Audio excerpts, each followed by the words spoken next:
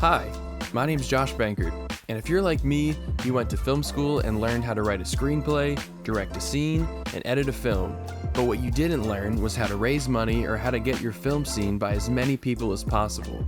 I just graduated with my master's in film and TV producing, and for my capstone project, I interviewed independent film producers, filmmakers, and distributors, mostly based in Los Angeles, about the hardest parts of making a movie: financing and distribution. What follows are advice and stories from seasoned professionals to enlighten you and demystify the process of raising money and distributing your film.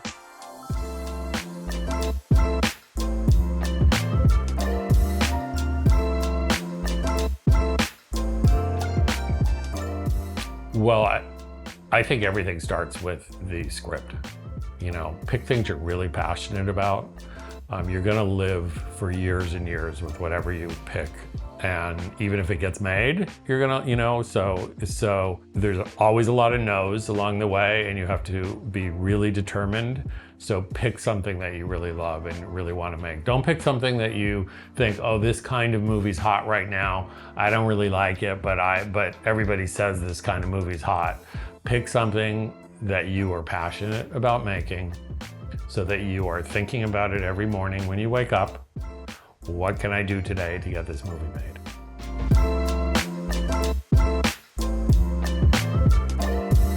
In terms of financing, there's several paths. I think there's one, it's the micro budget. You just do the Duplass brothers mentality of just scrape together whatever money you can get your friends in there and just make your movie. Write what you can shoot. Write something simple, something that's one room, small cast, won't take that big of a crew. And I just started with what I had and I made it so simple. Okay, I have my home, I have this home, find things for free. The resources are everywhere, they're all around you. And there's people that you'll know that'll have a camera and will be able to shoot, and people that that already have the equipment. Don't be afraid to ask people to do it for free, because you never know, because they might, people are just trying to shoot, they're just trying to make something. It's not a bad option for your first film. What you don't want to do is get stuck in the rut of of self-financing all of your projects, unless you find that your first project made money. And if it did, then maybe that's a model that you can replicate, because that's what it's about. It's about finding a sustainable way to continue to do this as artists. How do we find a way to support ourselves? How do we find a way to do something well that we enjoyed and made us happy, and then continue to do that again and again?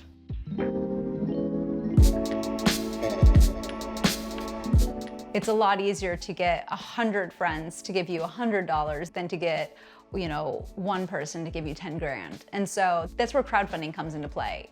And you're really audience building at that point too. So it's kind of like people are paying for it, plus giving you a little something extra before the movie comes out. When you have people that are following your career, a lot of times they'll give to your next project. They might eventually want to become investors. You actually can crowdsource investment these days through platforms like WeFunder even.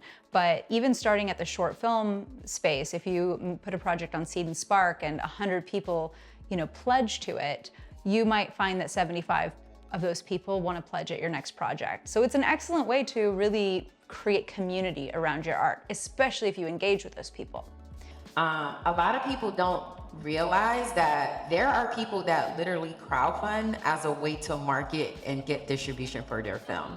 There are people that crowdfund to prove that they have an audience. So just saying all of that to say crowdfunding is not always about money. Sometimes it's about the strategy and the marketing of proving, like she said, to other people this is worth investing in.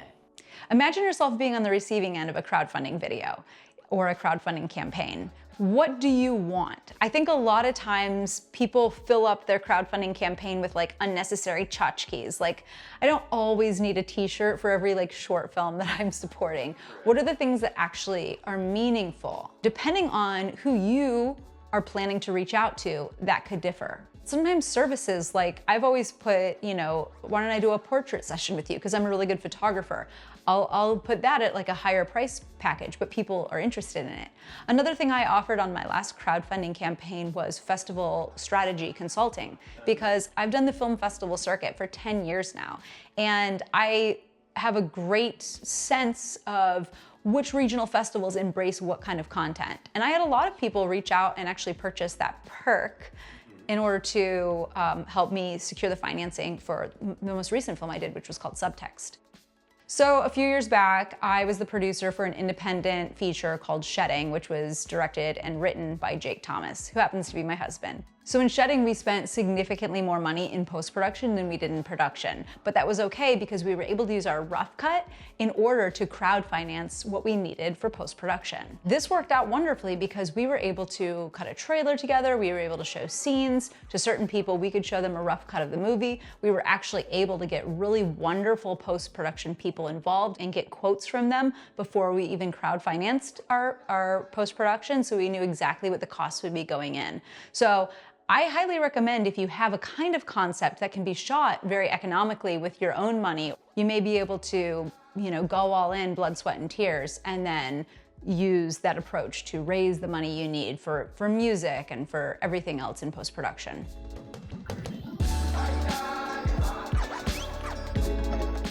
Grants exists across all kinds of art forms. Painters can go after grants, singer-songwriters can go after grants, filmmakers can go after grants, and grants can come in the form of money or they can come in the form of in-kind support. Those could be camera gear, they could be a color grade in post. All of these things work towards making your budget happen. And to find these grants, what I suggest is getting involved in lots of groups online, Facebook groups, or being a part of an organization. I'm a part of Alliance of Women Directors. I'm also a part of Women in Media. So there's all kinds of niche groups that you can be a part of depending on who you are, your identity, your demographics. There are groups that exist to help filmmakers find their resources, and they typically post about these things on their social medias. A lot of times people want to bring money to projects they feel like are already taking off from the station. They want to get involved with a train that's already leaving the station. And so if they know, wow, you've already financed $10,000 out of pocket, you crowd financed $10,000 more, you only need $10,000 more, and then you get to make this project. They might have a post-finishing grant or a, hey, well, we can give you this equipment. Panavision will do in-kind packages. There's all kinds of in-kind packages around town where people will provide resources in exchange for, certain levels of shout outs, whether it's producing or our logo is really big in your credits, or whether there's a press release about it because they believe in the film and they think this film might get into a high-profile festival. So there's so many ways to be creative around financing your short film or even your feature.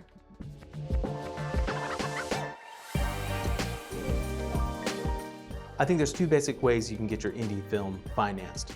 You can either approach sophisticated investors or unsophisticated investors. And by unsophisticated, I don't mean that these people are not smart, but they may not be someone who's regularly in the business of making entertainment. So with the sophisticated financier, these are groups, companies, people who day to day are out there trying to make independent films. So they may have equity themselves, or they may function a bit as a bank, or they have relationships with indie distributors. They have some kind of mechanism, some kind of leverage for making indie films regularly. And these groups have sort of their mandate. They want to make 2-3 movies a year. They're only making horror films. They're making films for a certain distributor, and they're looking for content. So you can go that path, which is a great path to go if you want to work within the Hollywood system. The downside is, like I said, these are sophisticated people. You're gonna get scrubbed, they're gonna ask a lot of hard questions. Your movie better make sense from a marketing standpoint before you even start. Otherwise, you're going nowhere. Then there's the unsophisticated investor, which as an independent filmmaker making your first movie, this is the path that I generally recommend. This could be pretty much anyone out there who's passionate about you as a filmmaker that wants to see you succeed or your story succeed. The nice thing about an unsophisticated investor is they probably have more than one motivation to help you. They're not just looking to make a buck, although they don't want to lose their shirt, I'm sure. But maybe they're passionate about the cause that's behind your story. Maybe they don't get out very much and they really want to come to the premiere and hang out with celebrities or the actors in your film. They can have all different kinds of motivations for being involved I generally find if you're making your first movie, these are people who are easier to pitch, they're easier to secure. My one watch out though is you have to be very clear with them about expectations, creatively, financially, your time, their time, because this is maybe their first time making a film. And they may have opinions, they may get in the way, they may be very unprofessional when they show up to the set. So you have to be very clear what it means to actually invest into your project when you deal with an unsophisticated investor. So in terms of equity, the standard deals that I've seen is that your investor is going to get their money back plus 20% on top of that before anybody else sees a dime. Once they've received their 120%, then generally, again, this is, I think, a standard indie film kind of deal. What happens is you'll have 50% of the profits or points will go to the investor, and the other 50% will go to the individuals who made the film. So potentially your writer, your director, your producer. And then if you're part of that creative team who have your pool of points, right? You have to make a decision to say, how am I going to utilize these points? How am I going to break them up to go and build a package that is attractive enough to potentially attach that financing in the first place? So you might go to an actor and say, hey, I know generally your ask is $500,000 for a film, right? We don't have that, but what I could do is I could offer you a Schedule F, which is about $70,000. And beyond that, I could give you 25 points on the back end, right? So 25% of your 50% essentially. And that might be a bargaining chip to be able to get talent that you might otherwise not have been able to get. Where it gets a little risky is like the indie world is seeing less and less return on the back end because of streaming. So what'll happen is, streamers like Netflix will come in and they'll want to buy, your film outright or potentially lease it for like 5 years. And a lot of the time they're underbidding. They're saying, well, okay, your movie costs $2 million, we'll give you $200,000. And that might be the only deal you get. So I think people are kind of getting a little wiser when it comes to the whole idea of having points in the back end and realizing there might not be any profit on the back end. So, you have to be tactical with that negotiating tactic to first of all, who you're negotiating with and who you're giving those points to. And also just being realistic about like, what are the chances of this film returning a profit? Before that investor sees 120%, there's a whole waterfall of financing structure above them that has to be resolved. So for example, your distributor will charge a distribution fee, right? That can be 10%, 15% of whatever those gross receipts are. The distributor also will take maybe 0.5% of the ticket sales, right? Or the box office before you even see it. So your $20 million at the box office has now been cut in half before it starts participating down your waterfall. If you had a more sophisticated financing structure, you maybe also did some foreign sales, right? So there are loans against those foreign sales that have to be paid off. Or maybe you got a gap loan or mezz loan that you have to pay off as well. So maybe by the time your $1 million movie starts seeing money from your investor and producer, that 20 million is cut in half, and then other people are paid back, and now that it's 2 million, right? That participation structure can be pretty complicated and slow before investors or producers start seeing any net profits. So the ideal scenario, the simplest thing for a producer is just get one investor for that $1 million, or maybe two investors for that $1 million, and all you need to send them is a short form 3-4 page investor agreement. The moment you start getting into 8, 10, 12 investors, then you need to offer them something called a private placement memorandum, a PPM. And essentially, PPM is a securities offering, meaning I can't go to investor number 1, offer them 120% in the return, and then go to investor 2, offer them 150% on the return, investor 8, 185% on the return, because what happens is the math doesn't work. You make money, you can't pay people back, and people go to prison. So it's actually illegal for you to offer multiple investors different types of offerings, right? Because that's how Ponzi schemes work, right? So it's you have to control exactly what your offering is when you go out to multiple investors. My general advice is, if you're making your very first movie, is try to make it a little more in the micro budget category. So that might be under like $600,000. The reason is you could potentially make money back from the distribution of your film by self-distributing it completely yourself without any kind of Hollywood-based distributor involved. For example, Full of Grace, which is the Bible era film that I produced, was made for about $400,000.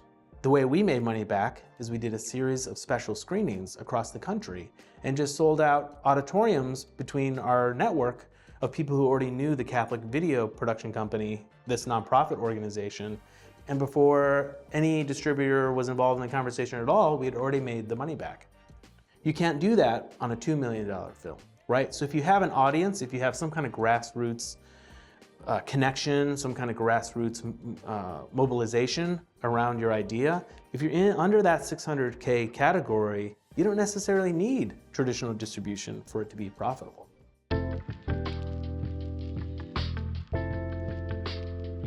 There is like a great way to fund an independent movie between breaking it down to, we want to find an endorsement with a company and find a way to embed the company in the story and find the like sponsorship type thing, endorsement money. And then we want to take it to an actual like angel investor to get a big chunk to get a star. And then we want to take it to crowdfunding and get people involved because we have all the pieces and we need to make that last $50,000 or something.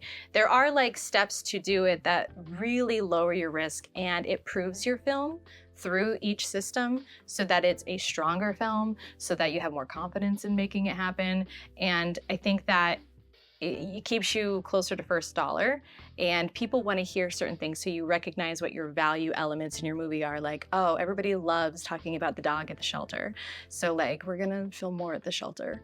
Or they love that the police officers partnered with us and we're gonna film in the police station, so maybe more of this movie should be in the police station.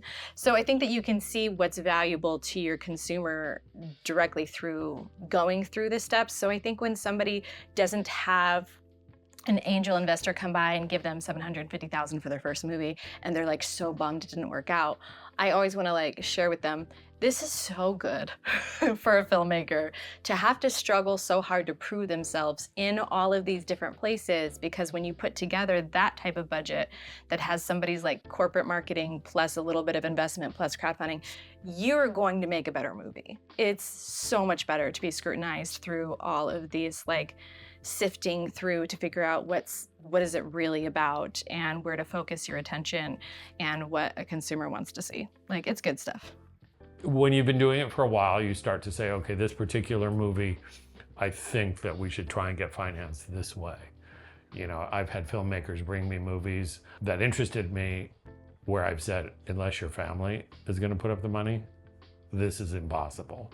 And in some cases they did, and we made the movies. I mean, learning it yourself is going to take time, but if you can attach a really great producer who knows the landscape and understands how it's constantly evolving and changing, I think that's the biggest thing indie filmmakers can do to really set themselves up for success, is partner with somebody who knows the space, has done it before, and not just done it, but made a profit with their previous films. So to me, I think that's kind of the number one pitfall I think a lot of people fall into is not having that experience on their team. If you're a producer, find a bigger producer and to be a partner, and you are the junior producer, and it's okay. You still, you're a full participant, but they know where the money is, and they've got the investors waiting for them to bring them movies and scripts that they can put together, and they have the relationships with talent agents. You just have to knock on lots of doors. And the biggest thing I can tell somebody is when you knock on a door and they tell you no, always say, do you know someone who will? Because 50% of the time they're gonna say to you, oh yeah, you know what, call this person. And then you're gonna call that person and say, so-and-so told me to call you. I'm working on this film that I'd like to get made, will you read it? And they might say yes. Okay, so now that you know how to raise money for your film, let's talk about how to distribute it.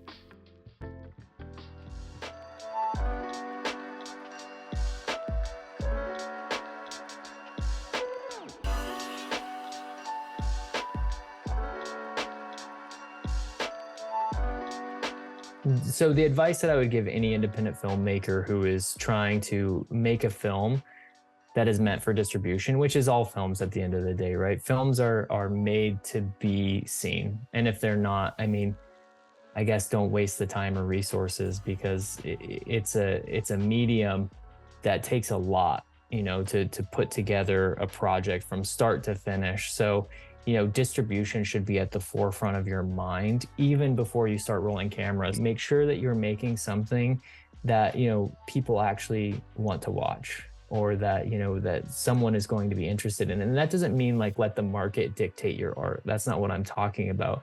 I'm just talking about like, make something that you're passionate about and that you would want to see. And I think that will definitely help push you into, you know, a good place with distribution. I think a lot of time anymore, independent filmmakers are in such a hurry to try to get something made that they don't take a second to think like, what's the best way to do this? And what's my plan for it once it's done? Because again, with the markets being oversaturated, the festivals, there's so many film festivals, but there's only a handful that really mean a whole lot. You know, when you really break it down, if you're trying to advance your film career, a lot of these festivals are a great time. You're going to meet some great people. They're fun networking events.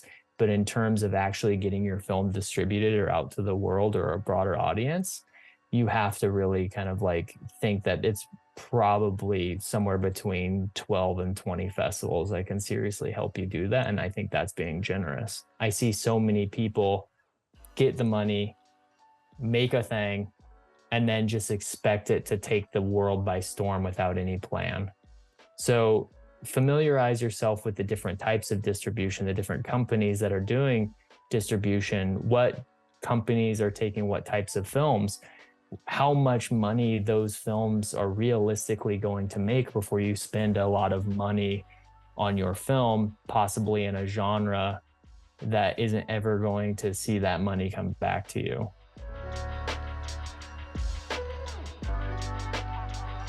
So for indie filmmakers, there are services like Film Hub, which is a service that, you know, you can personally upload your film to their site, and they will kind of walk you through a checklist of what you need to be able to distribute it. So we're talking about potential errors and omissions in insurance, you know, quality control, poster, still images, subtitles, captions, things like that, that you will need to be able to get it onto sites or streamers like a Netflix, like a, you know, Amazon, Freevee, Tubi, things like that. And so they'll kind of hold your hand through that process, and then you're able to actually control where the film is released and say, oh, I want it on these 3 sites. I only want it for rental. I don't want it streaming. And you kind of have a little bit more control of that. However, they are not going to market your movie, and they're not going to provide suggestions on where they think your movie would fit best. Our first film, Elephants, was distributed through a company called Indie Rights, and they're a great service in terms of kind of first-time filmmakers going to them and saying, hey, this is what I have. I'd love to be able to get it out there. And they really hold your hand and kind of walk you through that process to get all the things I was saying. With a service like a company like Indie Rights, they're going to basically, depending on the ever-changing market, they're going to release your film in the different areas and services that they see fit. They'll ultimately decide where they're going to release it, with the goal being we want to optimize the returns on this. You can go online to any website that is a film distributor, and they always have an acquisitions email, and you send it. And when I first was working in distribution, I had acted in this movie. I was the lead actress, and I was like very invested in this movie coming out. And these people, it was their first movie, and they said that they wanted to figure out this distribution thing. And I was like, oh, well, I will become a producer. Like, I will figure out this distribution thing, because this means a lot to me that this gets done. And so I just emailed all these companies that I looked up on IMDb that were distributors, and all of them answered. And we got the company that we really wanted, and I negotiated the contract, and I was like, oh, that was so easy. And I think it's because until you have a movie that's ready to go, it's hard to be at that step where you need to ask, like, can I speak to your acquisitions department? And then I worked with a sales agent for my next movie, because I thought, well, somebody else must know more, like somebody else must be able to teach me so much. And then that sales agent, who was really lovely and so generous, showed me that they have these relationships, but here's the 42 companies that we contacted. And then I realized after that experience, all 42 of those companies that I looked at their websites, one after another, they all have an acquisitions email. So I can contact them as well. I don't have the same relationship. I can't say, hey, Josh, you loved my last movie, you're gonna love this one, and then it's the top of the pile. Like, I get that. But if your movie's good, it's actually someone's job to watch it. If you saw a distributor that you wanted to be with, and you watched 3, it's not even that much, 3 of their movies, it would tell you more that you need to know than you would ever get from like a lecture from them. Just watch 3 movies and go, oh, great. The risk-taking is high, or the colors are vibrant, or the sound design is award-winning. You know, like you would get so much from what they want based on those things. The best thing you can do is look at that movie you think you're making and send a note to that distributor to say, that's what I'm making. Here are the elements, like this is the synopsis, this is the actors, this is whatever.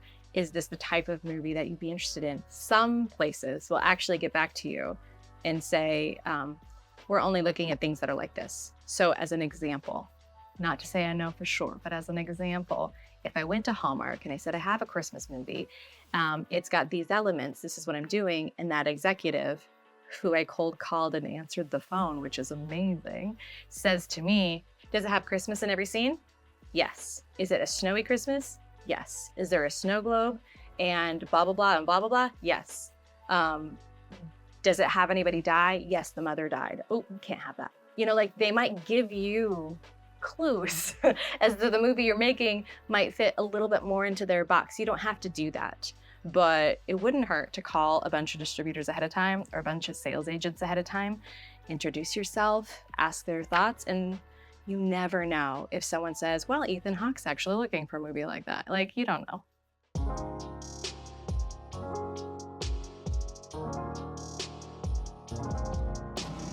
Now, the important thing to know is that your job as a filmmaker is not done when you make the film, and it's also not done when you secure distribution. It's never done. You have to constantly be marketing your movie because, remember, it's independent. You don't have a studio that's backing this, that has a marketing budget and a marketing team that is pushing your film.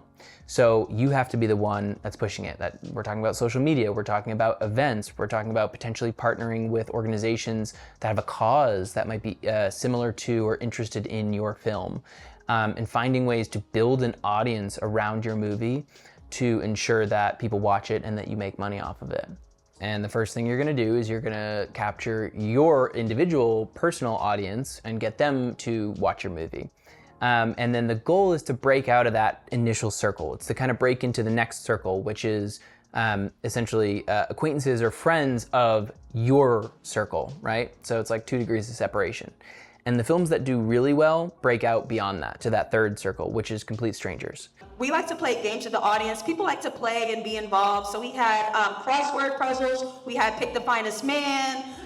We did everything. We was like, who's gay? Raise your hand. People was like, me. So, like, get the audience involved. If you see a trending topic, a viral something, get in it, tag your show, put a clip from your show that relates to it. Like, just sort of ride the wave and have fun with the audience. The more seriously I took myself on social media, the more resistance it is. Like, just have fun. Having a screening, right? Like my very first film, I had never made anything in my life. I was like, who's gonna come to this? I don't know. But my very first time, I was like, okay, I'm gonna just rent out a space, screen it. People came, people wanted to take pictures, make sure you have photo moments. Now people are like, oh, Nakia's a filmmaker? I'm like, yes, I am. I'm a screenwriter. I wrote this, I made it by myself. And like, you know, so now you have a little buzz and people wanna know more. Like, I think when you think about marketing, it's important to start early. A lot of the times we make a thing and then we're like, oh, how do I get it out? If that's already in the forefront of your mind of how do I get it out, and you start the process, by the time you're done with the film, you'll have Dropbox folders full of content to release when the time is done. When you're on set, pull your actors off to the side, get some BTS. How are you feeling about this project? How are you feeling about the character that you're portraying? Get all of this while you're on set, while you're filming, while you're casting, while you're doing the editing process. Get all of that on footage, get it all on film so that by the time your film is done. Now you look at all your footage and you're making a calendar. It's like, all right, cool, the film is done. We're in editing. Let me drop a little BTS. Okay, cool, the film is out. Let's do a screening, but here's some moments from on set where the cast is talking about the process. Like, it's easy, but it's all about planning early. And I think that's what's helped me with a lot of my projects, because by the time I'm done with it, I'm like, all right, bet. I don't have to go back now and try to find content and make content. I already made it throughout the filmmaking process. You know, sometimes you have to find alternative ways of getting your movie out there if that doesn't work. I mean, if you think about a movie like Paranormal Activity that was such a big hit, they spent, I think, a year or two taking it around to colleges and screening it and building it up that way before Paramount ever bought it. But because they had laid all this groundwork and it was starting to get a lot of buzz, and, you know, studios were starting to hear about it and it was being talked about, then all of a sudden Paramount steps in and pays them a lot of money for it. That's somebody who really believed in their movie and they thought, we're gonna figure out getting this movie out there, you know, and I think when it was made, you know, not a lot of people were well known, so they went out there themselves and, you know, figured out how to, you know, get it out there. And self-distribution is something that people do quite often now, you know, and that's, if you're gonna do self-distribution, you know, you can get your movie on Amazon, you can go to an aggregator and they'll put it up on these sites, or you can get it up yourself, but it's a lot of work. And no one will watch it just because it's up on Amazon if the groundwork hasn't been laid for people to find out about it, because they won't know it's there. So you got to figure out how to get reviews on your movie, how to get audiences starting to watch it before it just ends up on Amazon, unless Amazon buys it at a festival and then they're going to do all that work.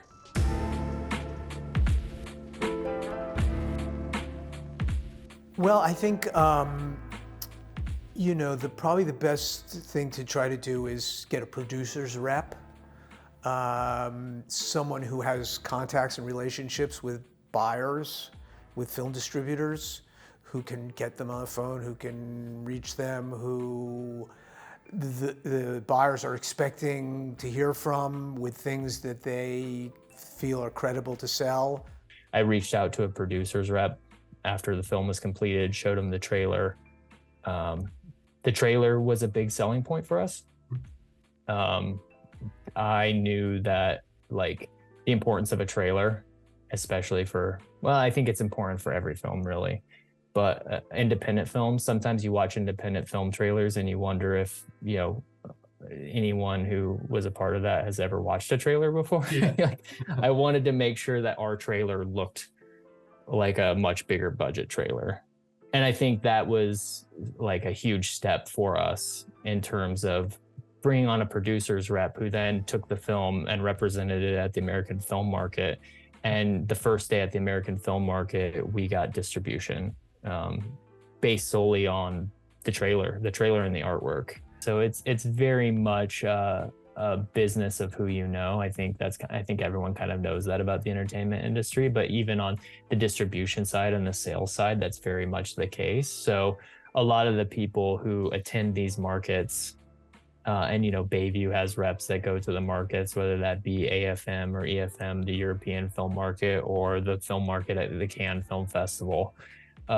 They kind of get to know one another. And so the more that people have been, the easier it is for them to have these meetings. But if you can get it in a reputable, you know, producer rep or sales rep hand who has those connections that you as an independent filmmaker probably haven't been able to forge, you know, a good producer's rep or sales rep is worth their weight in gold, because even though they're taking an additional cut of the income that is going to come in, they know the right people and they know, like, who they want to do business with and who you can trust and who you shouldn't trust. Where if you were just taking it in there by yourself, there's a good chance that you don't know any of that. You have no idea that, you know, maybe this distributor doesn't, you know, pay on time, or this distributor overpromises, or this distributor may not have the flashiest booth, but they, you know, maybe they know someone in the airlines and they can consistently get you, you know,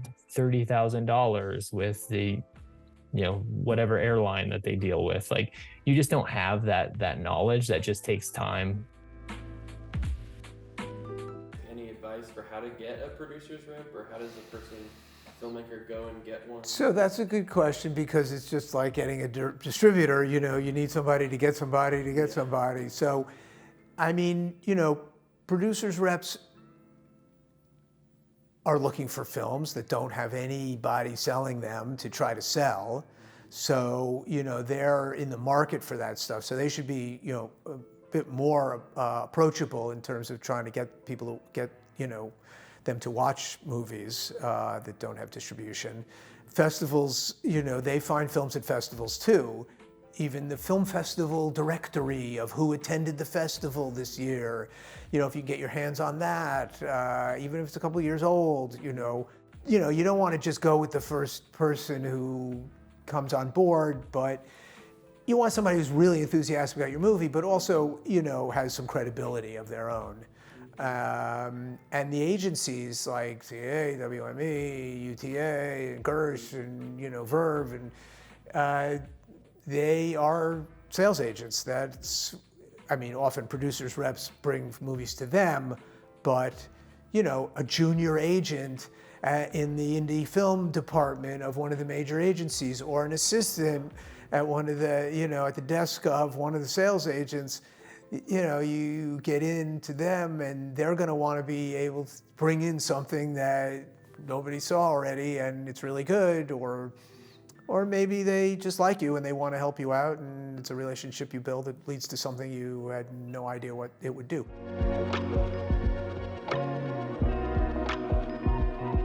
Today, for independent films, still the best way I think to sell them is if you can get them. If you've managed to get it made without a distributor and you're in the position of going out in the open market, you probably want a producer's rep helping you sell it, somebody who basically spends all their time talking to distributors, and you want to launch at a festival, and hopefully an important festival. You know, I had a film at the South by Southwest Festival last year, and you know, you go into some of the more important film festivals and people do show up. Oftentimes, they may not be the very top people, but you know, like we had reps from every studio, every distributor was in our first screening. Sundance tends to still have, you know, like the higher ups who come. So you want to be in the most important film festival as possible, your first time around.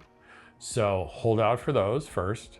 You know, don't just submit to any festival because it's coming up and it's, you know, I don't want to name names, but something that's some small town film festival that nobody's ever heard of.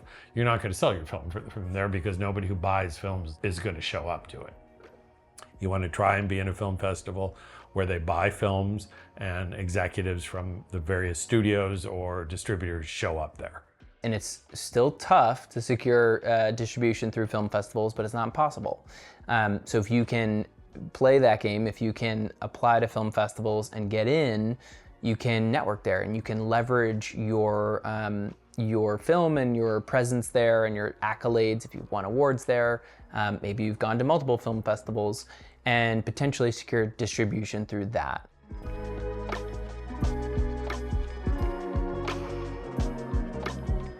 There are legal things that you really need to button up. You need your chain of title. You know, you need all the music cleared. I don't want someone coming to me with a movie with, you know, a lot of like really expensive music in it and have them to say, well, it all has to be replaced. But once you buy the movie, you can do that, or, you know, something like that. I mean, either you have music that's cleared, or, you know, you have substitute music ready, or something where it's not going to be like a giant mountain to climb, unless you're talking to like a Fox Searchlight or a Focus, where, you know, they'll pay to clear the music if it's not egregious. You need to have all your talent agreements and, you know, because I have to sell the movie to, you know, a streamer, let's say, and they're going to ask me for all that stuff. Where's your chain of title? And, you know, you don't want to go back, and have to recreate all this legal documentation when you could have done it along the way. There are types of indie films that are going to do better than others. Our film was a romantic dramedy. I'm a big fan of it. I love it. The problem is dramas and comedies, and to some extent romance, they don't travel well. So they don't really sell outside of English-speaking countries. Action, horror, suspense, sci-fi, Those are genres that travel. Almost any country, you can understand what's happening in the story and get something out of that experience, even without the dialogue, even without having to really follow the story or the character. And I don't think that means one genre is better than the other. I don't believe that at all. But I can tell you that certain genres definitely travel better. If you can find a genre niche that is going to connect with a specific audience, like sci-fi, for example, and you can attach some recognizable name, even if they're not an A-lister, even if they're not a name that you recognize, but you recognize the face, that makes a huge difference in the indie world, because as people are scrolling through the millions of titles available, they stop and go, oh, I know that guy, I recognize that guy. Oh, I recognize that gal from that show. And they're more likely to click on it. All right, so now you know how to finance and distribute your indie film, but let's do a quick recap. A simple, frugal, minimalist film can be self-financed. Crowdfunding can build an audience as well as finance your film.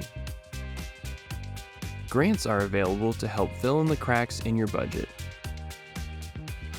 Wealthy individuals can invest in your film, thus taking partial ownership and receiving a percentage of the profits. Before filming, research where your film would have the most success in distribution. Contact some distributors to get input on your movie so that it has the best chance of succeeding. Make sure to take behind-the-scenes photos and videos in pre-production, production, and post-production. And market your film through social media, events, and partnerships with organizations. A producer's rep can be a helpful asset in selling your film. Take your film to the most prestigious film festival first to find a buyer, and then go to other film festivals to network. Thank you so much to all of the interviewees and panelists for sharing your wisdom with us. To those watching, I hope this documentary inspired and encouraged you. You can finance and distribute your indie film.